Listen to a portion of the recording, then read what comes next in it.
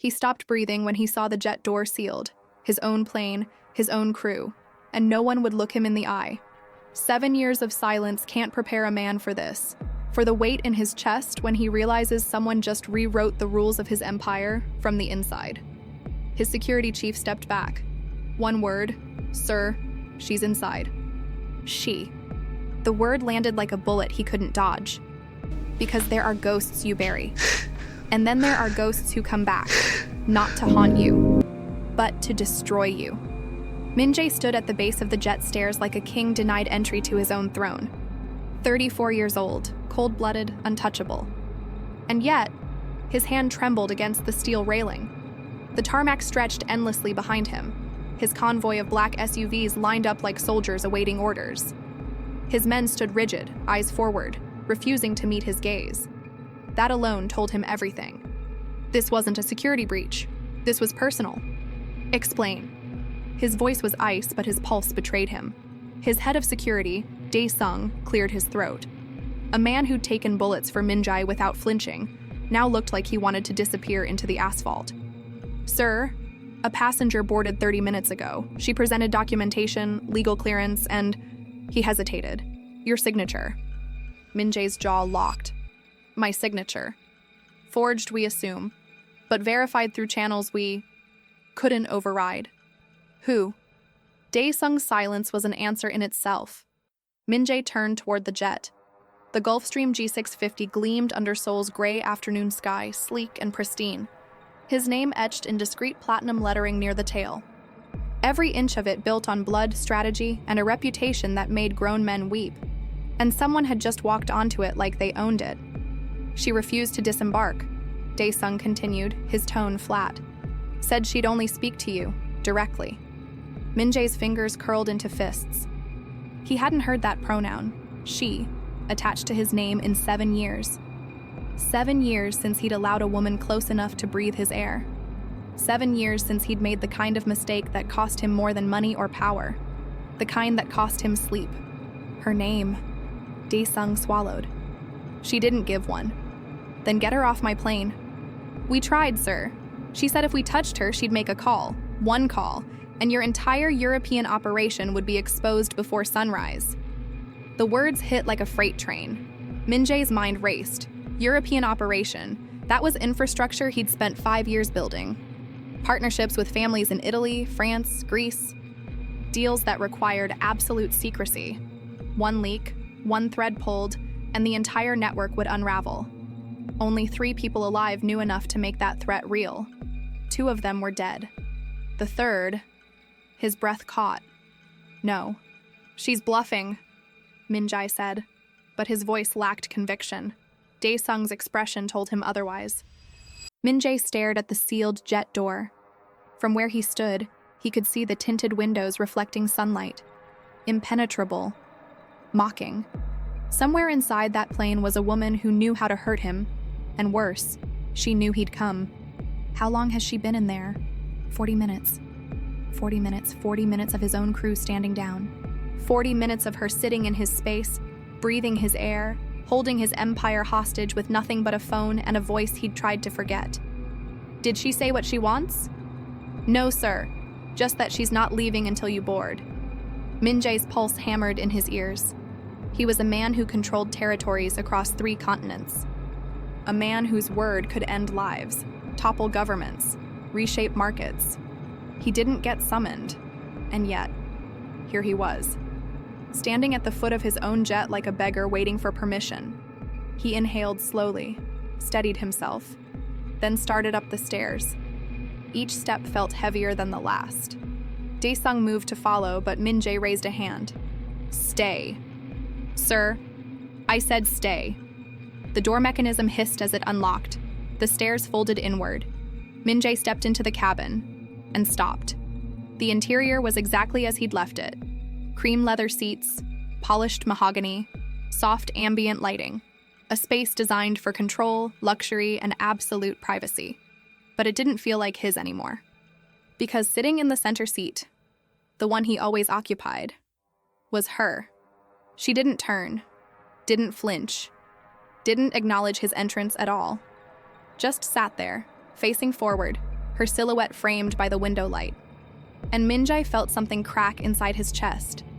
Because even from behind, even after 7 years, even with every wall he'd built between them, he knew her. The curve of her shoulders, the way her hair fell, the stillness in her posture that wasn't calm, it was rage contained. His mouth went dry. Amara. Her name left his lips like a confession. She still didn't turn. "You're late," she said quietly. Her voice. God. Her voice. It was exactly as he remembered. Warm, steady. The kind of voice that used to unravel him in the dark. Now it just felt like a knife. "This is my plane," he said, his tone hard. "I know. You have no right. I have every right." She turned then, slowly, and Min-jae felt the ground shift beneath him. Because Amara wasn't just sitting in his seat. She was 7 months pregnant. Her belly was round and full beneath a tailored black dress. Her hands rested protectively over it. Her dark skin glowed in the cabin light. Her eyes, those eyes that used to look at him like he was something worth saving, were cold now. Empty. Min-jae's brain short-circuited. Pregnant. 7 months. The math didn't just add up. It screamed. "No," he whispered. "Yes. That's not... yours?" She smiled, but it was the cruelest thing he'd ever seen. "Oh, Min-jae, they're absolutely yours." "They're plural." His knees almost buckled. "Twins," she continued, her voice soft, almost tender. "A boy and a girl, due in 2 months. I've already chosen their names." She reached into her bag and pulled out a single sheet of paper, slid it across the table between them. Min-jae stared at it like it might explode. 2 names. Handwritten in her elegant script, Junwoo, Seo-yeon, Korean names, names that meant something, names that carried weight. "Junwoo," she said, her eyes locked on his. "For the boy, it means talented and divine, because he'll be everything you couldn't be." Min-jae's throat closed. "And Seo-yeon," Amara continued, "for the girl, it means auspicious and beautiful, because she'll be the light you tried to bury." The paper trembled in his hand. You can't." "I already did." She stood slowly, her movements careful, deliberate. 7 months ago, you made a choice. You walked away, you disappeared, you erased me like I was nothing. Amara. So I did the same. Her voice didn't rise, but it cut deeper than any scream. "I erased you, from their lives, from their future, from every single plan I've made since the day you left." Min-jae's chest felt like it was caving in. "Why are you here?" he rasped. She smiled again. That terrible, hollow smile. "Because you need to know what you lost." She walked past him toward the exit. Her shoulder brushed his. He smelled her perfume, something floral and familiar, and it nearly broke him. "Wait." She paused at the door. "Their names aren't a gift, Min-jae," she said without turning. "They're a sentence. Every time you hear them, you'll remember. Every time someone says Junwoo or Seo-yeon, you'll know exactly what you destroyed." The door opened. Sunlight flooded in. "Don't follow me," she warned. "Don't call. Don't send your men. Because if you do..." She finally looked back at him, and her eyes were dead. "I'll make sure you never see them, not even once." She descended the stairs. And Min-jae stood frozen in the cabin of his own jet, staring at 2 names on a piece of paper. 2 children he didn't know existed. 2 pieces of his soul he'd just lost. Again. Min-jae didn't move for 20 minutes. The jet door remained open. The crew waited outside. The engines were silent. And he just stood there, holding a piece of paper that weighed more than his entire empire. Junwoo, Seo-yeon. The names blurred as he stared at them. He tried to remember the last time he'd seen Amara, tried to reconstruct the timeline, tried to make sense of how 7 months had passed without him knowing she was carrying his children. But all he could see was the look in her eyes when she'd walked away. Dead. Not angry. Not hurt. Just gone. Like she'd already buried him. His phone buzzed. He didn't look at it. Buzzed again. Ignored. On the 3rd buzz, he finally glanced down. 12 missed calls. Daesung 7 messages. Legal team 3 alerts. Security breach protocol. He silenced it. Because none of it mattered. Not the shipments waiting in Busan. Not the meeting with the Yakuza reps in 2 hours. Not the billion-dollar real estate deal closing in Singapore tomorrow. None of it. Because somewhere in this city, Amara was walking away from him, pregnant, alone, and he'd done this. He'd made her this way. The memory came back in fragments, 7 years ago. They'd met at a charity gala in Geneva. She was a doctoral student, anthropology, specializing in East African trade routes. He was there laundering money through art acquisitions. She'd called him out in front of a room full of collectors. Told him the painting he'd just bought for 3 million euros was a fake. She was right. And he'd been fascinated. 3 months later, they were married. His family disowned him. Her family refused to attend. It didn't matter. For 2 years, Amara was the only person who made Minjai feel human. She didn't fear him, didn't worship him, didn't need him. She just saw him. And when she looked at him, he wasn't a killer, wasn't a monster. He was just Minjai. But the life he lived didn't allow for softness. His enemies found out about her, used her, threatened her. And Minjai, terrified, desperate, and too proud to admit it, made a choice. He told her to leave, told her she wasn't safe, told her he didn't love her anymore. Lies, all of it. But she believed him, and she left. The memory ended. Minjai exhaled slowly. He'd thought she was safe, thought she'd moved on, thought he'd done the right thing. But she hadn't moved on. She'd been surviving, pregnant, alone, carrying 2 pieces of him inside her while he built empires and drowned himself in work. His hands shook. He pulled out his phone, opened his contacts, found her name. Amara, do not call. He'd labeled it himself, a reminder, a boundary. His thumb hovered over the screen. Then he deleted the label and called. It rang once, twice, 3 times. You don't listen well, her voice said flatly. Where are you? Doesn't matter. Amara, I meant what I said, Minjai. Don't follow me, don't try to find me, don't. They're my children. Silence. They're mine, he repeated, his voice cracking. You can't just, I can do whatever I want. Her tone was ice. You gave up that right when you walked away. I was protecting you. You were destroying me. Her voice finally broke, just a little. Just enough for him to hear the pain underneath. You looked me in the eye and told me I meant nothing. Do you remember that? He did. God, he did. I was lying. I don't care. Amara, please. Do you know what it's like? She whispered. To find out you're pregnant and have no one to tell? To feel them move inside you and know their father doesn't even know they exist? Minjai closed his eyes. I did that, she continued, her voice trembling now. For 7 months. Alone. Because you chose this. I'm sorry.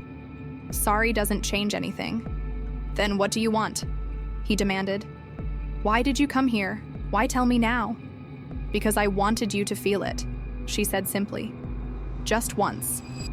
I wanted you to know what it's like to lose something you can't get back. The line went dead. Minjai stared at the phone. Then he hurled it across the cabin. It shattered against the mahogany wall. Daesung found him an hour later, still standing in the same spot. Sir, the meeting... Cancel it. Sir, we can't... I said cancel it. Daesung hesitated. What do you need? Minjai turned to him. His eyes were hollow. Find her. Sir? Amara, find her. I don't care what it costs.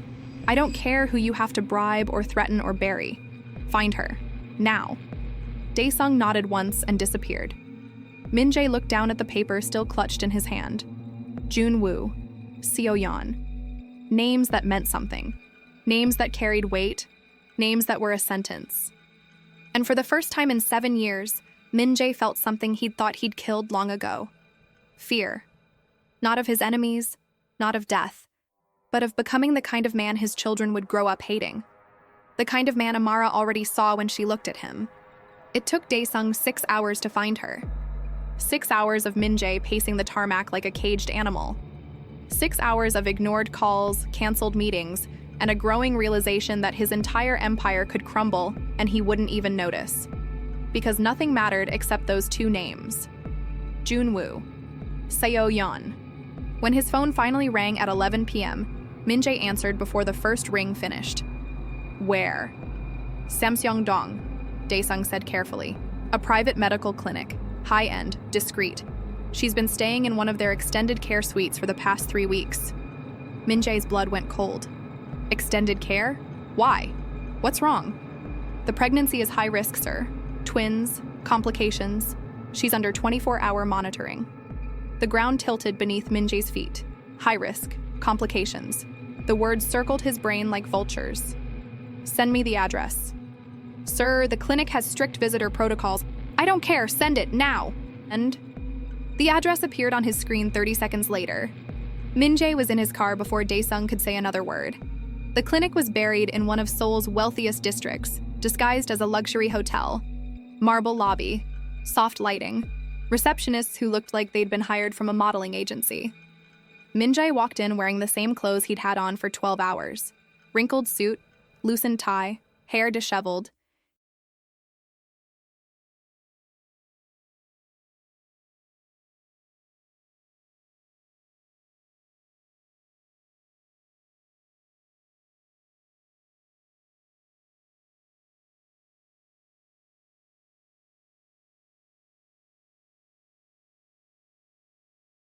He looked like a man unraveling, because he was. 여러분.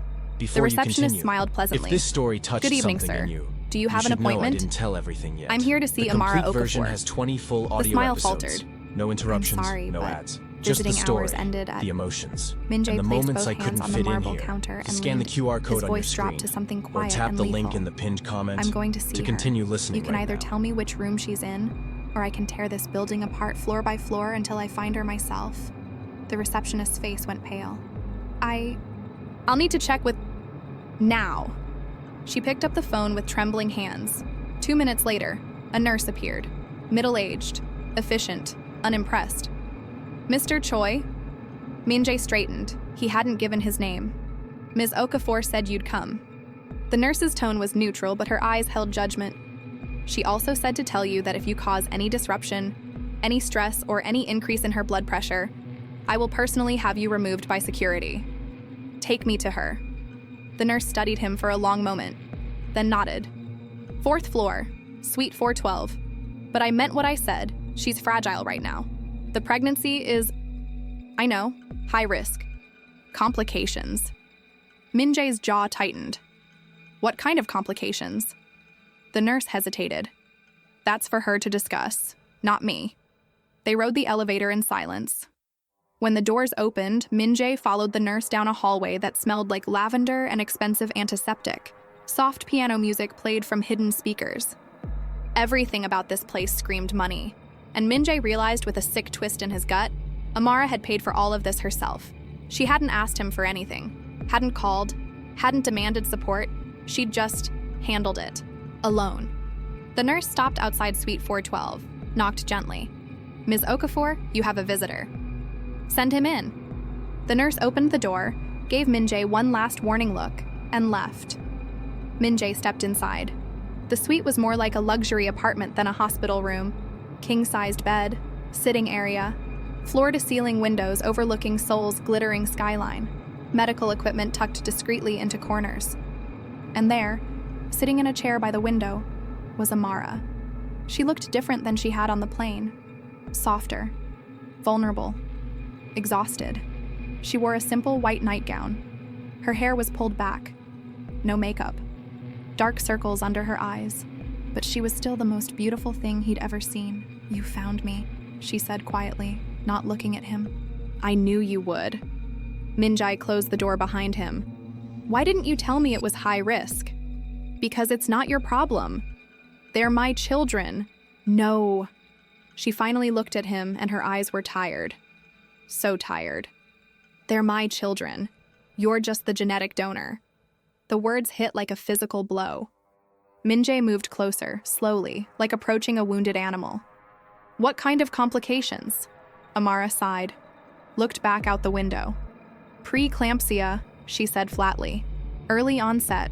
My blood pressure spikes. The doctors are worried about placental abruption, about preterm labor, about, her voice caught, about losing them. Min-jae's knees nearly gave out. How long have you known? 2 months. 2 months. She'd been dealing with this for 2 months while he'd been conducting business as usual, completely oblivious. Why didn't you call you? She laughed bitterly. And say what? Hi, remember me? The wife you discarded? I'm pregnant with your twins and might die giving birth to them. Just thought you should know. Amara, I came to the plane today because I thought I might not survive this. Her voice broke completely now. Tears spilled down her cheeks. I thought, if something happens to me, someone should know they existed. Someone should know their names. Min-jae felt something shatter inside his chest. He crossed the room in 3 strides, dropped to his knees in front of her chair. Nothing is going to happen to you. You can't promise that. I can do whatever I want. I'll bring in the best doctors, specialists from anywhere in the world. Stop. She placed a hand on his chest, stopping him. I don't want your money. I don't want your power. I don't want you. Then why did you tell me? She was quiet for a long moment. Because they deserve to know their father exists, she whispered. Even if he's a monster. Even if he broke me. They deserve to choose whether they want you in their lives. I'm not a monster. You destroyed me and walked away without looking back. Her hand fisted in his shirt. What else would you call that? Min-jae had no answer, because she was right. I was afraid, he said finally. My enemies were closing in. They'd already tried to use you once. I thought if I pushed you away, made you hate me, you'd leave Korea. You'd be safe. Did it ever occur to you to ask me? Amara's voice rose. To let me make that choice? No. Why not? Because I knew you'd stay. He looked up at her, and his eyes were raw. You'd stay and fight and refuse to run. And eventually, they would have killed you. So I killed us instead. Amara stared at him. That's the most selfish thing I've ever heard. I know. You don't get to decide what's best for me. I know. You don't get to make choices about my life without my consent. I know. She grabbed his face with both hands, forcing him to meet her eyes. Then why are you here, Min-jae? What do you want? To fix this. You can't. Then I'll try anyway. Amara laughed through her tears. You're impossible. I'm yours. The words hung in the air between them. Amara's breath hitched. You gave up the right to say that. I'm saying it anyway. She let go of his face, leaned back in the chair, placed both hands protectively over her belly. They're moving, she whispered. Min-jae's eyes dropped to her stomach. Can I? She hesitated, then nodded. Min-jae's hands were shaking as he reached out, placed his palms gently against the curve of her belly, and felt it. A flutter, a kick, then another. His children, moving beneath his hands. Alive. Real. A sob broke from his throat before he could stop it. I'm sorry, he choked out. God, Amara, I'm so sorry. She didn't say anything, just watched him fall apart at her feet. I'll do anything, he continued. Anything you want. I'll leave the business. I'll disappear. I'll give you everything I own. Just, please, let me be part of this. Let me try. Amara was quiet for a long time. When she finally spoke, her voice was steady. I don't want your money. I don't want you to leave your business. I don't want promises you can't keep. Then what do you want? I want you to prove it. She placed her hands over his. I want you to be here. Not as the man who controls half of Seoul. Not as the feared mafia boss. Just as their father. As the man who shows up, who stays, who chooses them over everything else. I will. It's not going to be easy. I still hate you. I know. I don't trust you. I'll earn it back. I might never forgive you. I'll spend the rest of my life trying. She pulled her hands away. The nurse comes in every 2 hours to check my vitals. There's a couch in the corner if you want to stay. Min-jae's heart stuttered. You're letting me stay? I'm not letting you do anything. She turned back to the window. But if you leave now, don't bother coming back. It wasn't forgiveness. It wasn't even acceptance. But it was a chance. Min-jae stood, walked to the couch, sat down, and didn't move for the rest of the night. At 3 a.m., Amara woke up gasping. Min-jae was on his feet instantly. "What's wrong?" "What?" She grabbed her stomach, her face twisted in pain. "Get the nurse. Now." He ran. The hallway was empty. He found the call button, slammed it. 30 seconds later, the night nurse appeared, took one look at Amara, and immediately called for the doctor. Suddenly, the room was full of people, machines beeping, voices calm but urgent. Blood pressure 160/110. Prep for emergency monitoring. Get Dr. Yoon. Min-jae stood frozen in the corner, watching Amara's face contort in pain, watching the medical team work with efficient precision, and realizing with terrible clarity, he could lose them all. Tonight, right now. Amara, Junwoo, Seo-yeon, all three. The doctor, a woman in her 50s with kind eyes and steady hands, examined Amara quickly. "The babies are fine," she said. "But your blood pressure is dangerously high. We need to stabilize you immediately." "What does that mean?" Min-jae's voice came out strangled. The doctor looked at him. "Are you family?" "He's the father," Amara said weakly. The doctor's expression shifted. Professional, clinical. "It means if we can't get her blood pressure down in the next hour, we may need to deliver the babies tonight. At 32 weeks, they'll need NICU care, but they have a good chance."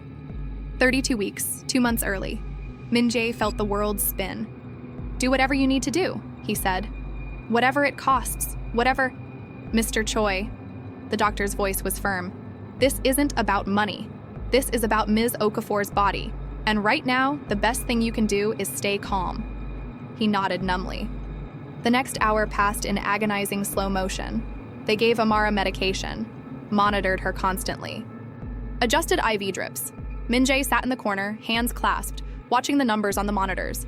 160, 110, 155, 108, 150, 105. Slowly, so slowly, dropping. At 4:30 a.m., the doctor smiled. "We're stable, for now." Amara exhaled shakily. The medical team filtered out, leaving just the night nurse to monitor. Min-jae approached the bed carefully. "I'm okay," Amara said before he could ask. "You're not."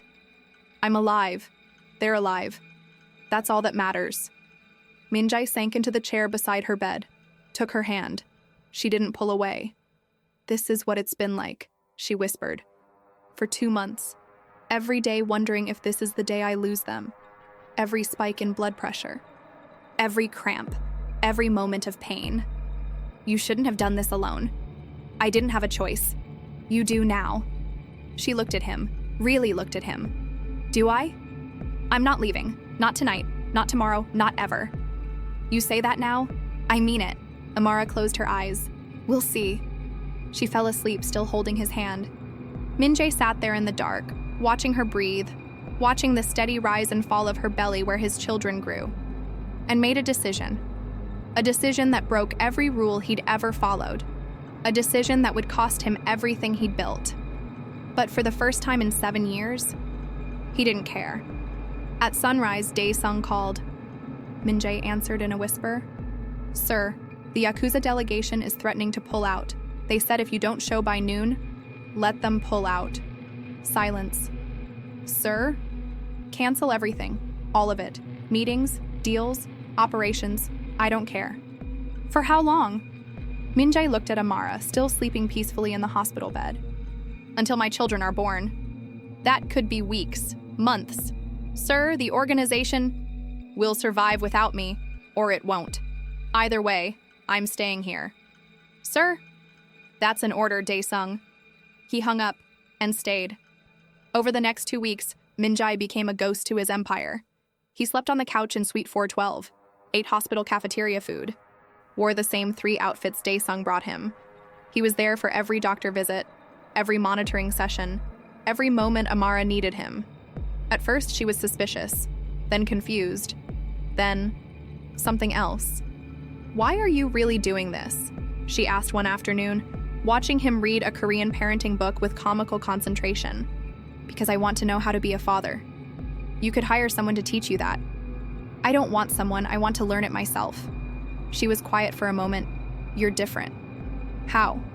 "Softer, more human." Min-jae set the book down, looked at her. "That's what you used to do to me, make me feel human. And when I left, I stopped feeling anything at all. Amara's expression cracked. I don't know if I can forgive you, Minjai. I'm not asking for forgiveness, just time. Time for what? To show you I'm not the man who walked away, not anymore. She wanted to believe him.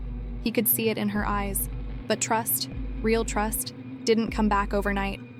3 weeks into his vigil, Dr. Yoon pulled him aside. We need to talk about delivery options. Minjae's blood ran cold. Is something wrong? The preeclampsia is being managed, but it's not getting better. At some point, likely in the next few weeks, we'll need to deliver the babies early. How early? Ideally 35 weeks. That gives them the best chance without putting Amara at further risk. 35 weeks, 3 more weeks. What can I do? Dr. Yoon smiled softly. Keep doing what you're doing. She's calmer when you're here. Her blood pressure is more stable. Whatever you're giving her, it's working. Minjae nodded, throat tight. That night, he sat with Amara as she ate dinner. Dr. Yoon talked to you, she said. It wasn't a question. Yes. You know we're running out of time. I know. She set down her fork. I'm scared. I know. What if something goes wrong? What if Nothing is going to happen to you. He took her hand. I won't let it. You can't control everything, Minjai. Watch me. She almost smiled. Almost. Junwoo kicked me 12 times today, she said softly. Seo-yeon only kicked 4 times. I think she's calmer. Like you. And Junwoo is stubborn and relentless. Like me. Amara's smile finally broke through. Small, fragile, but real. They're going to be a handful. Good. I'm ready. Are you really? Minjae squeezed her hand. Ask me that again in 3 weeks. But they didn't have 3 weeks. At 34 weeks and 2 days, Amara woke up at 2 a.m. in excruciating pain. Something's wrong, she gasped. Minjae, something's really wrong. He hit the call button. The medical team flooded in within minutes. Blood pressure 180/120. She's seizing. Get the magnesium. Baby's heart rate's dropping. We need to deliver. Now. Dr. Yoon looked at Minjae. Emergency C-section. We don't have time to wait. Do it. There are risks. I don't care. Save them. All of them. They wheeled Amara out so fast Minjae barely had time to kiss her forehead. I love you, he whispered against her skin. I never stopped. Her eyes were glazed with pain, but she heard him. Don't. Let them. Forget me, she breathed. You're going to tell them yourself. Then she was gone. Minjae stood alone in the empty suite and prayed to a god he'd stopped believing in years ago. 2 hours. 2 hours of pacing, of bargaining, of breaking down and rebuilding himself with sheer force of will. At 4:47 a.m., Dr. Yoon emerged. Her scrubs were speckled with blood. Minjae's heart stopped. The babies are alive, she said first. He nearly collapsed. Junwoo is 4 pounds 2 ounces. Seo-yeon is 3 pounds 15 ounces, both in the NICU, breathing on their own, strong. And Amara? Dr. Yoon's expression shifted. She lost a lot of blood. We stabilized her, but? The next 48 hours are critical. If there are complications, infection, hemorrhaging, I want a team. The best in the world. I don't care what it costs. They're already on their way. Minjae nodded, felt his knees buckle. Dr. Yoon caught his arm. She's strong, Mr. Choi. Stronger than anyone I've ever treated. If anyone can survive this, it's her. Can I see her? Not yet. She's in recovery. But you can see your children. Your children. The words hit him like lightning. Dr. Yoon led him down another hallway, through double doors, into a room filled with soft light and the steady beep of monitors. And there they were. 2 tiny isolettes, 2 impossibly small bodies, tubes, wires, machines, but alive. That's Junwoo, the NICU nurse said gently, pointing to the left isolette. And Seo-yeon on the right. Minjae approached slowly. Junwoo had a full head of dark hair. His tiny fists were clenched. Even in sleep, he looked determined. Seo-yeon was smaller, quieter, her features delicate and perfect. Can I touch them? Through the ports, gently. Min-jae slipped his hand through the opening in Junwoo's isolette. If you made it to the end, you already understand this isn't just another story. What you watched here is only a fragment. The full experience lives in 20 complete audio episodes, carefully told, with every detail, every emotion, every turning point. There are no ads, no interruptions, and nothing was removed like it is on YouTube. You can listen anytime on your phone with total privacy, inside the members-only area. Scan the QR code on your screen now, or tap the link in the pinned comment to unlock the full story and continue listening immediately. His son's entire hand wrapped around one of Min-jae's fingers. And Min-jae, feared mafia boss, killer, monster, broke down completely. "Hey, Junwoo," he whispered through tears. "I'm your dad. I'm sorry I wasn't here sooner. I'm sorry for everything. But I'm here now. I promise, I'm here." Junwoo's grip tightened, like he understood. Like he was saying, "Don't leave." "I won't," Min-jae swore. "I'll never leave you. Either of you. I promise." He moved to Seo-yeon's isolette, touched her tiny hand. She didn't grip him like her brother. She just rested, calm, peaceful. "You're just like your mom," he whispered. "Strong, beautiful, perfect." He stood there for an hour, just watching them breathe. His children. The two people who'd just completely destroyed and rebuilt his entire world in the span of 4 hours. At 6 a.m., they let him see Amara. She was pale, weak, barely conscious, but alive. "The babies?" she whispered. "Perfect, strong, beautiful, just like you." She smiled faintly. "Liar?" "I saw them. I held their hands. Amara, they're..." His voice broke. "They're everything. Good." Her eyes fluttered closed. "Rest," Min-jae said. "I'll be here when you wake up." "You better be," she mumbled, "because if you disappear again, I'll haunt you, forever." Then she was asleep. Min-jae sat beside her bed, held her hand, and made another vow. Not to the empire he'd built, not to the legacy he'd forged, but to the woman who'd given him everything, and the 2 children who'd saved him from himself. He would never walk away again. 1 week later, Amara was recovering slowly. The babies were getting stronger every day. Min-jae hadn't left the hospital once. Dae-sung appeared in the hallway outside the NICU. "Sir, we have a problem."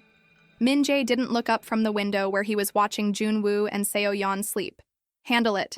"I can't. It's complicated." Something in Dae-sung's tone made Min-jae turn. "What is it?" Dae-sung handed him a phone.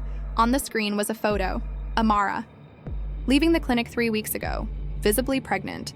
And a headline in Korean. Mafia boss Choi Min-jae's secret family exposed. Min-jae's blood went cold. When did this publish? 20 minutes ago. It's already trending. Every news outlet in Seoul has picked it up. Who leaked it? We don't know, but sir. Dae-sung looked grim. Your enemies know about them now. All of them. Min-jae looked back through the window. At his children. Tiny, fragile, vulnerable, and realized with terrible clarity the war he'd been trying to avoid for 7 years had just begun. And this time, he had everything to lose. Min-jae's phone buzzed again. Unknown number. He almost ignored it. But something made him answer. "Congratulations on the twins," a voice said. Calm, cold, familiar. Min-jae's blood turned to ice because he knew that voice. A voice he thought he'd buried 7 years ago. "I particularly like the names," the voice continued. "Junwoo, Seo-yeon, so meaningful. If you touch them..." "Oh, Min-jae, I don't need to touch them." A pause. Then, "I just need to touch her." The line went dead. Min-jae spun toward Amara's room. The door was open, the bed was empty, and on the pillow, a single black orchid, the same flower he'd sent Amara the day he proposed. She was gone. 3,000 views, plus 20 comments. FOSS, episode 02.